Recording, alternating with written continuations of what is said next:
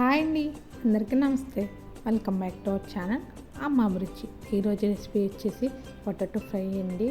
చాలా టేస్టీగా ఉంటుంది. ఇదైతే కంపల్సరీ ట్రై చేయాల్సిన రెసిపీ, అంత బాగుంటుంది. ప్రాసెస్లోకి అయితే వెళ్ళిపోదాం.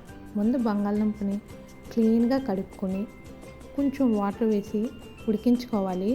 అందులో పప్పులకి చిన్న అల్లం ముక్క, అలాగే 2 స్పూన్ల మినపప్పు, 1 స్పూన్ జీలకర్ర, 1 స్పూన్ ఆవాలు, 7 ఎండుమిర్చి, 2 రెబ్బల కరివేపాకు, ఒక 5 వెల్లుల్లి రెబ్బలు, పొడిగ్గా కట్ చేసి పెట్టుకున్న ఉల్లిపాయ ముక్కలు, అలాగే పచ్చిమిర్చి.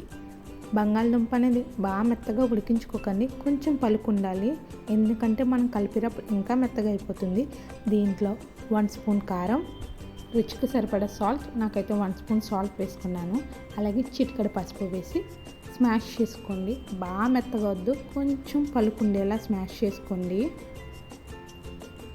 ఇప్పుడు స్టవ్ వెలిగించి గిన్నె పెట్టి ఆయిల్ వేయండి. ఆయిల్ బాగా వేడెక్కాక అందులో అల్లం ముక్కలు వేయండి. అల్లాన్ని అస్సలు స్కిప్ చేయొద్దు. ఇందులో అల్లం మినపప్పు వేస్తేనే వేపుడు టేస్టీగా ఉంటుంది. కంపల్సరీ అయితే వేయండి. అల్లం బాగా వేగింది అనుకున్న తర్వాత మినపప్పును కూడా వేసుకోవాలి. మినపప్పు ఇప్పుడు కలర్ చేంజ్ అయ్యేంత వరకు వేపుకోవాలి.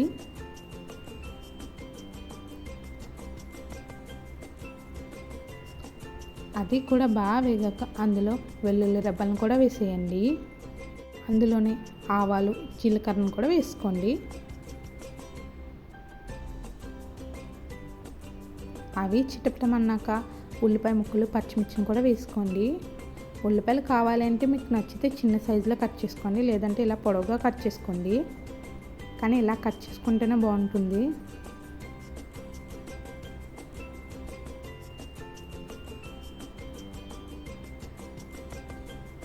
అలాగే కరివేపాకు, ఎండుమిర్చిని కూడా వేసుకోండి.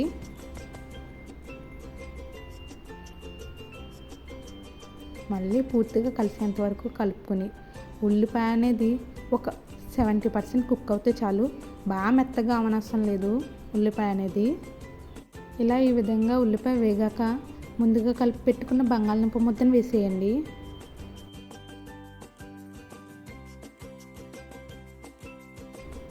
అప్పుడు మొత్తం కలిసేంత వరకు ఒక్కసారి కలుపుకోండి.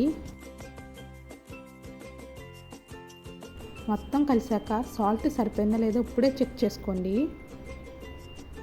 అలాగే ఫస్ట్ టైం నా ఛానల్ చూస్తుంటే లైక్ చేయండి, షేర్ చేయండి. వీడియో నచ్చితే కనుక సబ్స్క్రైబ్ చేయడం మాత్రం మర్చిపోకండి. అలాగే ట్రై చేసి ఎలా ఉందో నాకు కామెంట్ చేయండి. Thanks for watching. Compulsory try చేయండి.